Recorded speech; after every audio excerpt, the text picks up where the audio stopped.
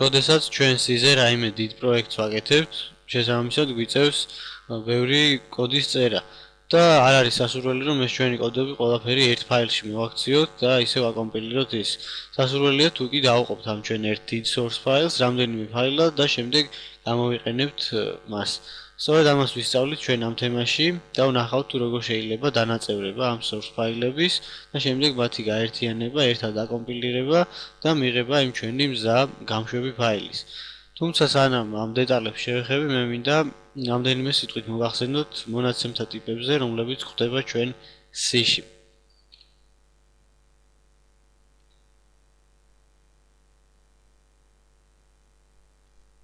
ესე იგი, აქ არის char-ი, ამ ტიპს ჩვენ უკვე კარგად ვიცნობთ და წინა გამოცდილებში საკმაოდ ხშირად გამოვიყენეთ.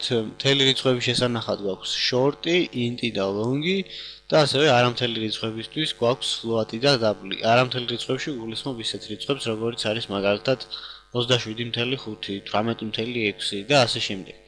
მოდი პირველი მაგალითიც აი ამ მონაცემთა ტიპებთან დაკავშირებით გავაკეთოთ და შევქმნათ ფაილი, რომელსაც დავარქმევთ variables c.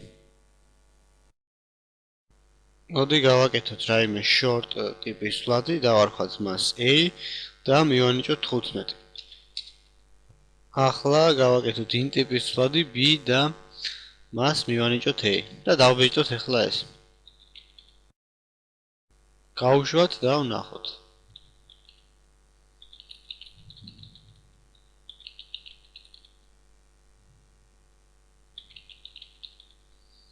და აი დაბეჭდა value of b და შემდეგ 15. როგორც უკვე გითხარით, short-იც, int-იც და long-იც განკუთვნილი არის მთელი რიცხვების შესანახად.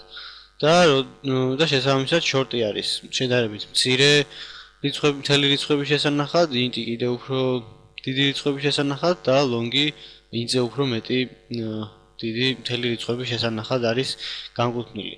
როდესაც ახლა ერთი ტიპის float-ს ვანიჭებთ მეორეს, ასეთ შემთხვევაში ეს პრობლემას არ წარმოადგენს, რადგან short-ისთვის ის მნიშვნელობები, რაც short-ში ეტევა, შესაბამისად ძალიან მარტივად აღმოჩნდება აი ამ int-ის ტიპის float-შიც. მაგრამ რა მოხდება ახლა თუ კი ჩვენ აქ ტიპებს შევანაცვლებთ და აი აქ დავწერთ მაგალითად int-ს, აქ დავწერთ short-ს და შემდეგ აი აქ შევწერთ რაღაც დიდ მნიშვნელობას, მაგალითად აი 100,000. როგორ იმუშავებს ეს ჩვენი პროგრამა. მოდი ახლა გავუშვათ და შევხედოთ აი ამას.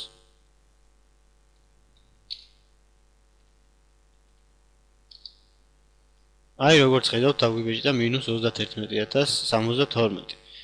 რატომ მოხდა ახლა ეს? ეს მოხდა იმიტომ, რომ ეს int-ი არის განკუთვნილი უფრო დიდი მნიშვნელობებისთვის, ვიდრე short-ი. შესაბამისად, ჩვენ როდესაც აქ მივანიჭეთ ამ აცვლად 100,000 და შემდეგ გავაკეთეთ short ტიპის float-ი და ვცადეთ მასში ამ მნიშვნელობის შენახვა, უბრალოდ ის სრულად ვერ შეინახა და რაღაც მონაცემები, რაღაც ნაწილები, აი ამ მონაცემები ჩვენ დავკარგეთ. სწორედ ამიტომ მივიღეთ ეს ესეთი დამახინჯებული ფორმით. ასე რომ ძალიან ხშირად უნდა ვიყოთ და ყურადღება მივაქციოთ, რომ ესე მინიჭებების დროს ინფორმაცია არ დაგვეკარგოს და ეს მნიშვნელობები არ დამახინჯდეს.